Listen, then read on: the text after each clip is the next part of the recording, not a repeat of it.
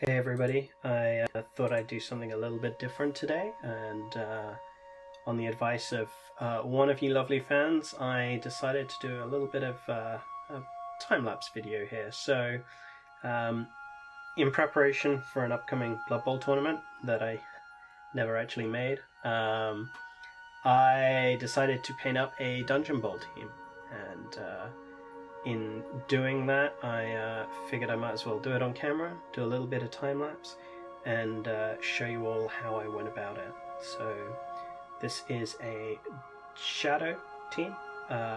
So it's Dark Elves, Skaven, with a few goblins thrown in for good measure. I had taken them outside, primed them black, and my next step was to get them all onto wooden paint stirrers with a little bit of super glue, just tacking them down, making sure that they're nice and firm so that I can crank out the airbrush. This whole video is being played at 32 times speed, so that should give you an idea of just how long it took to get all of this done. Having got the black down, my next step was to apply a white zenithal to everything. This is a pretty standard step for me. Any of my previous videos you'll probably see me do something similar. With these guys, I didn't go too heavy on the white zenithal. I was airbrushing some translucent colours over the top, but I did want to kind of keep that shadowy vibe very much present. So for this initial pass, I was not too heavy-handed with the white. Just making sure that the zenithal is directional and has a little bit more presence on the front than the back. As you can see, there are quite a few paint stirrer sticks to cover with this. So a quick airbrush clean, and the next step in is getting the blue down for the trousers. It was basically painted over the lower half.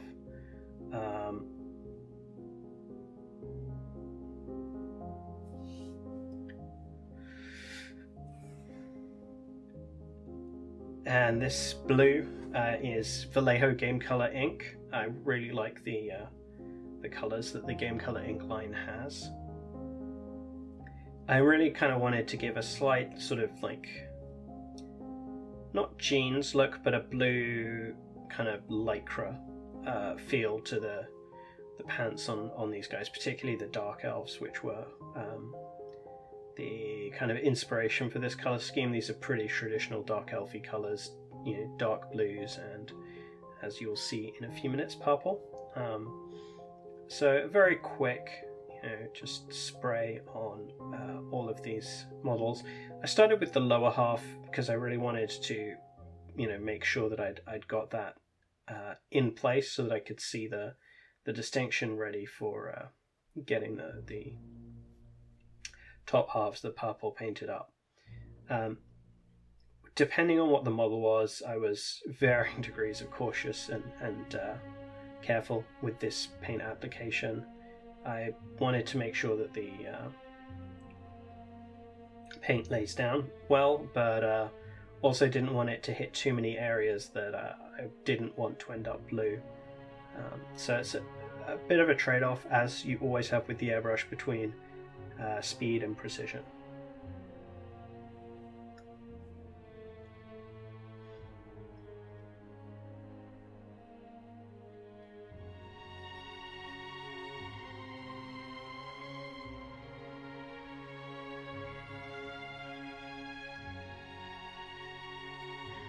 One of the nice things with using a completely uncut version of footage like this is you do get to see where I come into troubles where I have, blockages in the airbrush, or where I suddenly reconsider what I'm doing at various stages.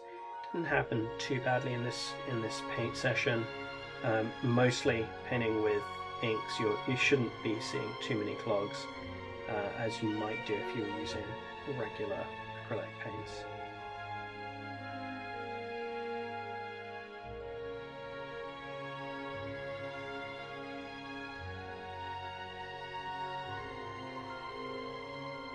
I did the blue, as you can tell, in a couple of passes. I wanted a little bit darker finish and a little bit more opacity to it than I'd gotten on the first pass. So once again, this is kind of darkening everything down, really giving it that feeling of a kind of shadow team where embracing shadows and the darkness to travel around.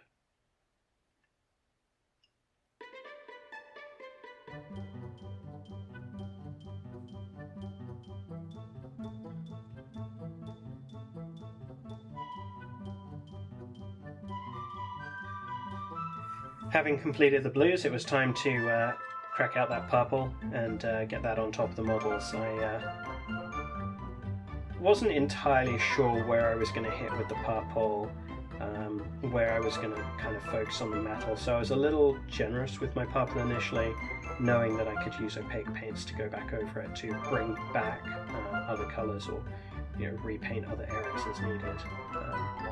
For the Skaven and for the Dark Elves, all of this was fairly straightforward. I knew I was going to have painted armour, so most of everything is getting this purple coat on top. Once we get to the goblins, you'll see that it was a little bit harder for me. There was helmets involved and sometimes shirts, but it was oftentimes hard to see where the shirt started and ended. And as you may notice later on, I also hover back and forth on how to handle the gloves. The other difficulty with the goblins is, green does not play well with these colours, and I knew that I wanted kind of a desaturated green, but I would need a white layer to play over that. So really difficult trying to balance where to get the purple and where to leave it completely free of purple so that I could lay down other colours that don't sit well on a purple backdrop.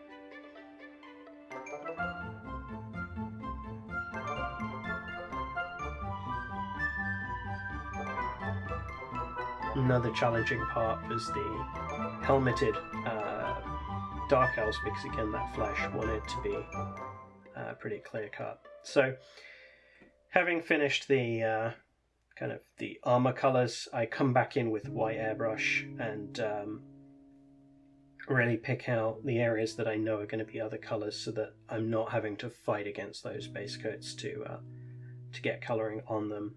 This does unfortunately desaturate the purple a little bit, but we'll see as we go on how I handle that. Always be careful when you're airbrushing about how you're going to handle overspray. Direction is of course always very important. If you're not sure, it's best to get a little business card or something like that you can kind of slide behind the area that you're spraying, just in case there's overspray. If you really need it, if it's a limb sticking out maybe, you can always just kind of tear a slit in the business card, slide the slit over the arm and just hold it like that so that it's completely surrounding the arm and you can paint that way.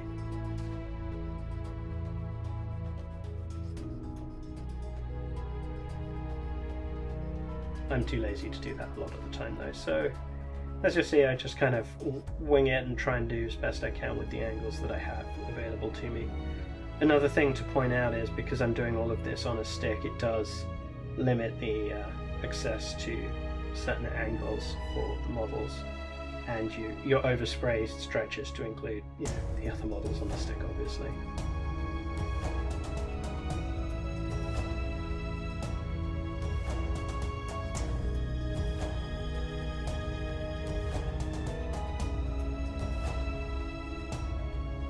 Getting these whites down on the goblins was really a challenge. There were times when I wasn't sure what was flesh, what was armor or helmet, so a little bit of inconsistency there, but this is a 46-man team. It's big enough that you probably aren't going to notice individual little discrepancies there.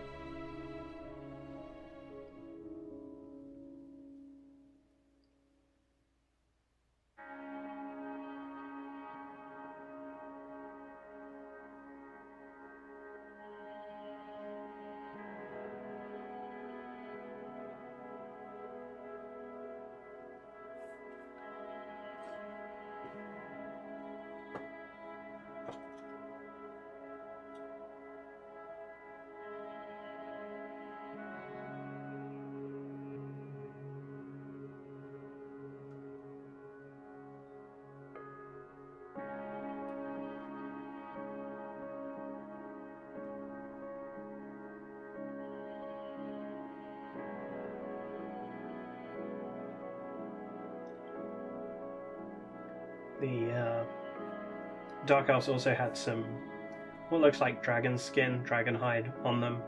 So for those pieces I also went in and tried to airbrush the white over it. Again, it's that green purple does not sit well over top of one another. You just end up desaturating everything. So wanted to really re-establish the white to give the green some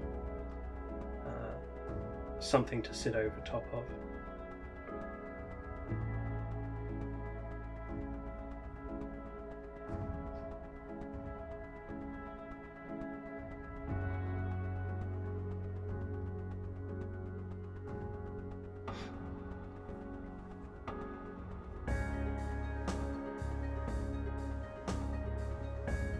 Getting near the end of the airbrushing session now, and it's starting to get a little bit frustrating working on the paint sticks. A few models here and there coming unstuck and popping off, but we've got a good chunk of the model progress actually completed at this stage, and from here on it's a case of moving to the brush and progressing with the brush. So.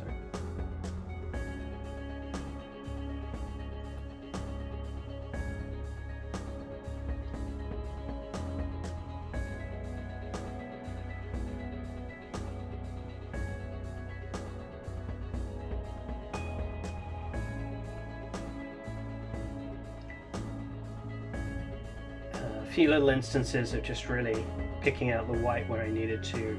It's too fine or too difficult to get the airbrush into those angles, so just tidying those up.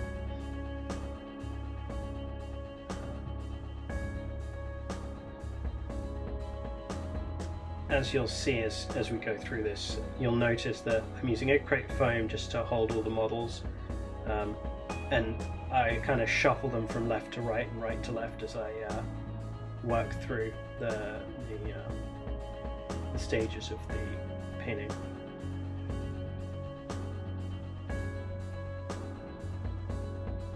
Well, with the whites laid down, next up is getting the skin tones down on the goblins, and for this I use the Plague Bearer Flesh Citadel contrast color. Really good color for a kind of desaturated green. And sticking with the green theme, I went with a Orc Flesh for the dragon scales. Again, Citadel contrast. There's nothing like Citadel contrast paints for just cranking through models quickly and giving them some really good visual interest in a incredibly short space of time. So with that done, it was time to pick out the flesh on the Dark Elves. I used a little bit of Gulliman flesh and then picked it out with just some opaque flesh tones to help really highlight that up. I love the flesh tones from Citadel Contrast, but they do need a little bit of extra help.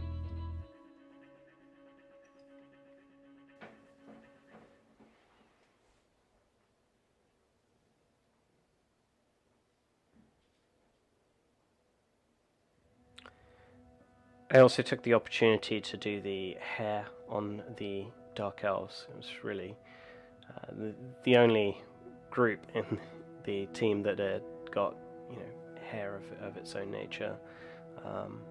I used a very limited set of colours for the hair, just a few contrast paints to give a little bit of variation, especially for the sculpts that were in the same poses, and where that overlapped with the Skaven fur, I kind of combined those exercises as well. Here what you see me doing is the pink parts of rats, kind of rat tails, the feet, the hands. I had different fur colours in mind for the different positionals of the rats. So, black for the gutter runners, a grey for the storm vermin, and then browns for the line rats. So with that in mind, I was wanting to kind of unify them a little bit with the underlying flesh tones. And for this is just Vulpes Pink. Again, contrast paint applied straight out of the pot. Works wonders over a Zenithal. I wanted some slightly stronger colors for the pink, particularly for the tail. So in some areas you'll see that I go back and I apply a second coat once having completed the first and let it dry.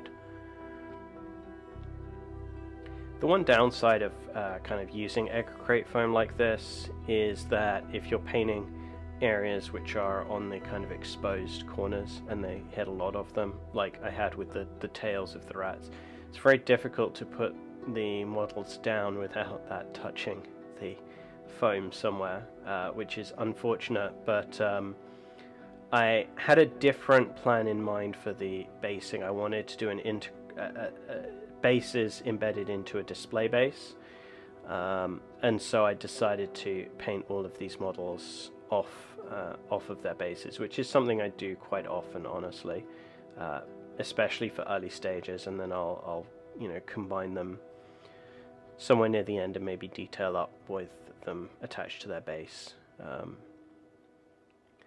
Unfortunately, the basing still has not gone as well as I'd like, so I had to stop and rethink how I'm going to do that set. I actually do have now bases, but in terms of embedding them into a nice display board, I've got to rethink how I'm going to make that happen. At the moment it's not ideal, so we shall see.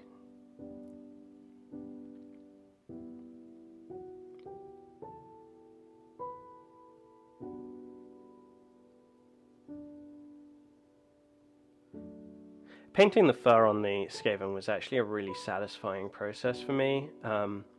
It kind of felt like once that was done, the models were table ready almost. Every major area of them had been painted up. You'll see that I do go on to do some more stuff. I get some metallics on there and detail up the mouths and the eyes further. But even at this stage, I'd have been very happy to have put them down on the table and played a game with them.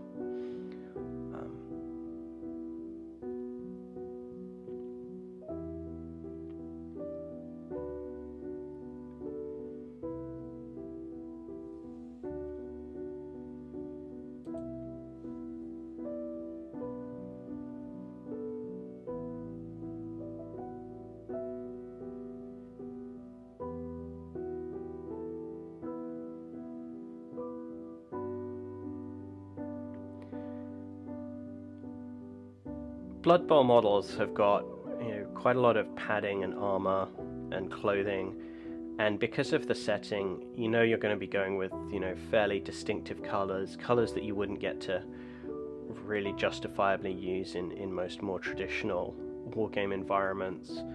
You can really go to town with them because they are very much heraldic rather than camouflage or realistic.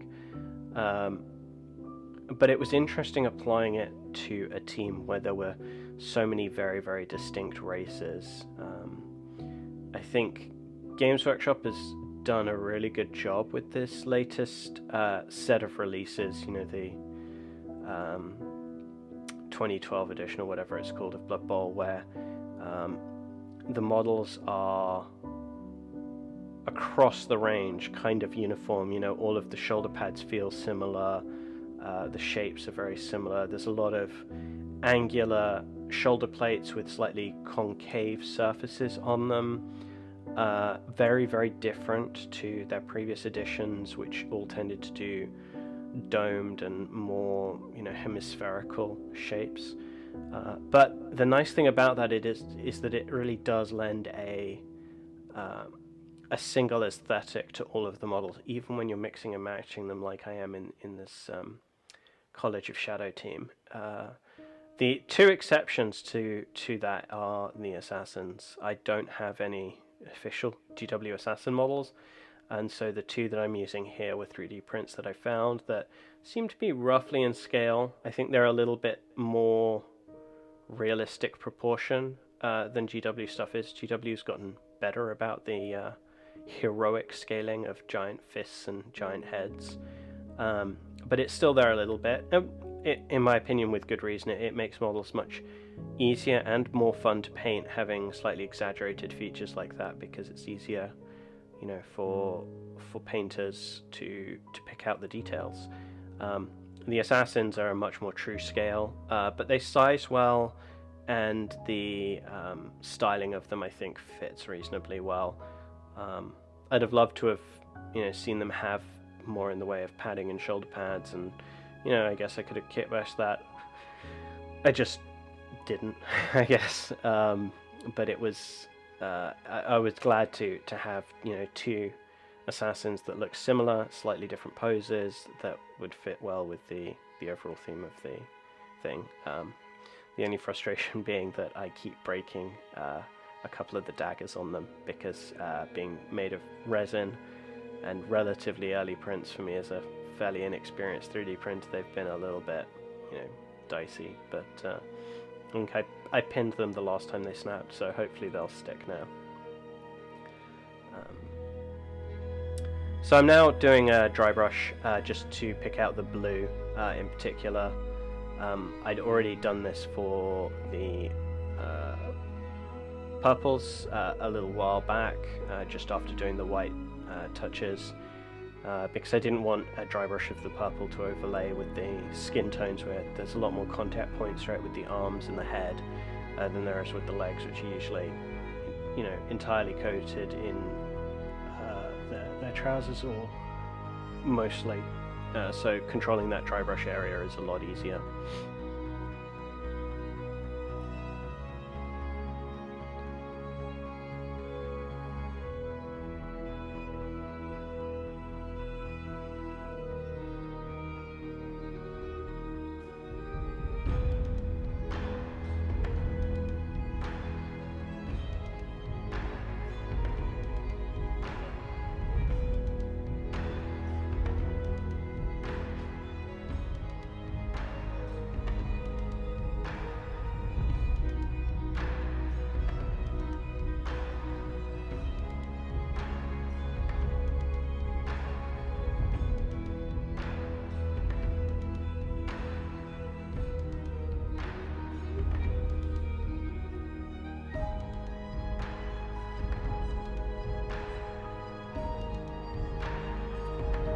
I used warp lightning green on the balls to give that warp stone kind of effect. I touch it up with little bits of white here and there, and I kind of used the metal to try and contrast it.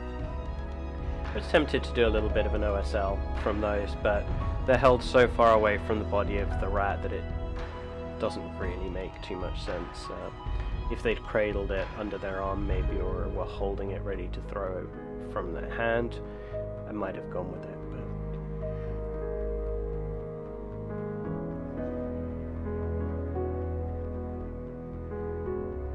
But so another highlight onto the purples. I really wasn't completely satisfied with the first pass I'd done. It desaturated the color too much, so I switched to a more saturated purple, but still one lighter than the base coat, and being laid over top of a much brighter dry brush already, it really helped to pick out the details and give a little bit more relief.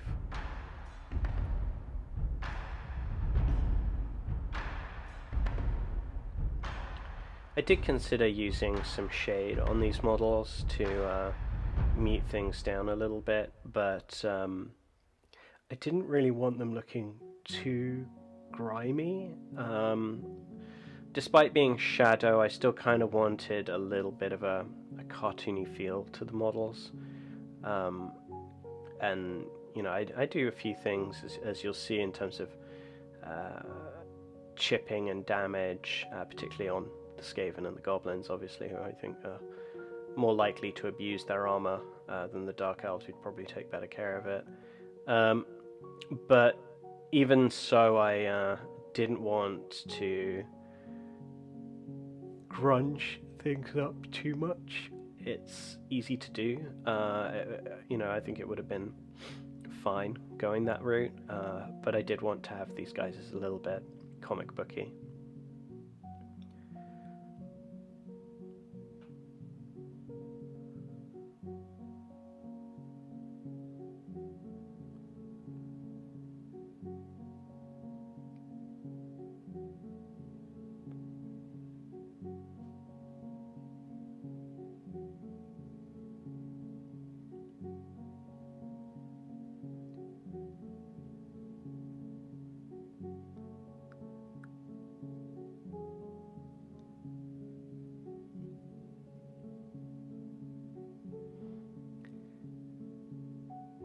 One of the things that really kind of a little bit messed with my head in this whole process was, once again, down to the fact that there are 3 different races. You know, normally when I'm batch painting like this, I'd be doing everything to all of the models for the vast majority of the time, and only at the very end would I break them out and pick out individual elements. That didn't really work so well with these models because, you know, things like the dragon hide and the flesh tones needed to be done fairly early in the process, but obviously needed very, very different approaches for the different races, and to a lesser extent the different models within the teams. But it meant having to kind of balance this breaking down of them into batches and then rolling them back up for stages like the dry brushing, where you did want a unified look across everything. And even though I did apply less weathering and chipping to the Dark Elf models, you know, all of them did get a little bit, so there was definitely, you know, a lot more to pick out. So you'll see me once again going through dry brushing the purple with a different color now. This is actually because I still wasn't quite satisfied with the amount of pop that I was getting from these. As you can tell, my desire to make them dark and muted and shadowy declines as I progressed through this project. And in the end, I took Pink Horror, I think is the name of the color, Citadel color, and used that to dry brush a highlight onto the purple. Pink and purple actually complement each other quite well. Depending on how far you push it, you do end up potentially going into a bit of a neon punk environment, but it's fine. It has a look to it. I quite liked it for this. It pushed that cartoony vibe. It was a little tricky to do at this stage, having painted up so much of the rest of it, you know, trying to steer clear of hair and heads and things like that, but I'm glad I went back to do this because it really did give the final pop to the models that I was looking for.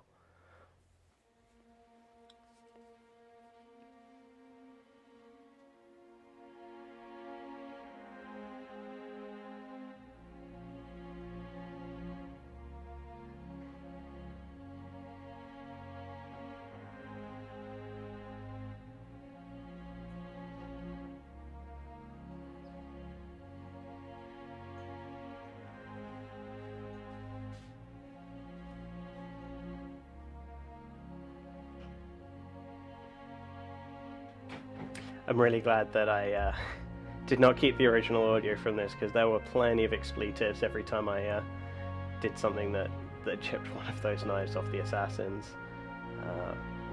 But it's all good now. They're all repaired and fixed. So, getting into the final stretch now. I next up was doing the metallics. This is just straight up painting the metallics on where they need to go. I hate painting metallics. I can't tell you how much I hate painting metallics. It's never been a favorite activity of mine. And normally I would go with non-metallic metal. However, because I knew I was going to be doing chipped armor, trying to paint NMM chip effects is very difficult. Or not. I mean, it's I guess it's, you know, no more difficult than painting NMM anything else. It is very time consuming, I should say. It is definitely time consuming. And I didn't want to spend that time on each and every model trying to get that full range from white to dark contrast on every little speck of chipping. Using metallic flakes is just a much easier solution. And once you're doing it for the chipping, you might as well do it for all of the metallic areas. And so here I am, cranking through it.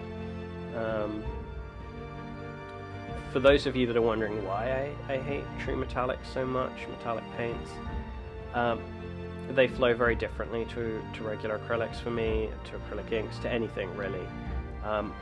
Trying to get the microparticles, the speckly bits in them that glisten and gleam, to line up so that it looks right on the model is very difficult. You want to really control your brush strokes for it. It means you can't just kind of slop it on, as I am wanting to do, especially when I'm batch painting in this nature. You don't get away from all of that with non-metallic metals. You know, you still have to carefully pay attention to where your paint is pooling and where you're shading and where you're highlighting. But you know, it just is pretty quick. A little bit of stippling here to get some metallics going.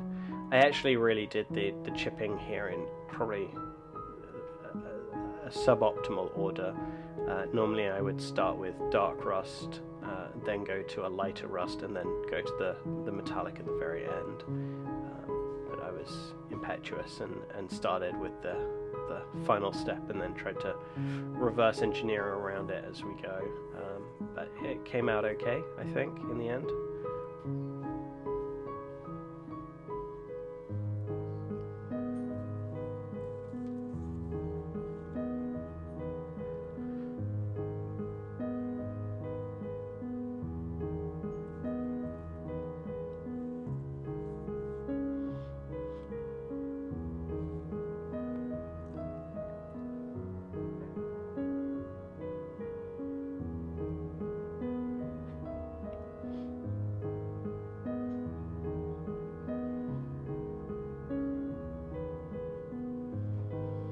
There were definitely a few moments when I was struggling to see what was meant to be fabric or cloth, what was meant to be flesh, and what was meant to be hard armor, and trying to figure out what I wanted to stipple with the metallics was one of those moments.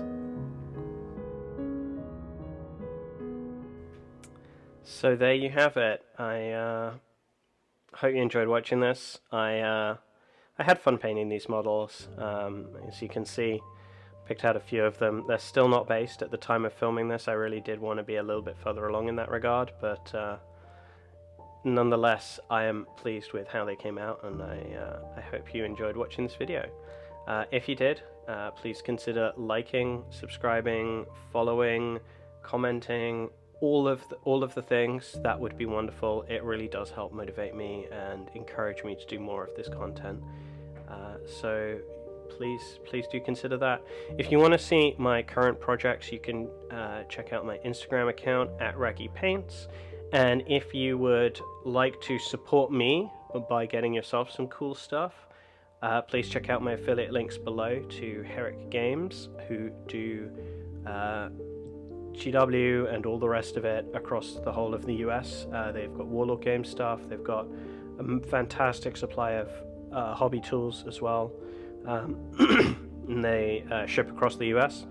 And also, if you're interested in resin basing, please check out Elric's games, Elric's Hobbies. They are phenomenal for sculpted resin bases that you can just crack out of the pack, like I should have done for these Dungeon Bowl models, and then they'd be properly finished instead of trying to do my own thing. Lesson learned. Alright folks, thanks for watching, and for now, later days.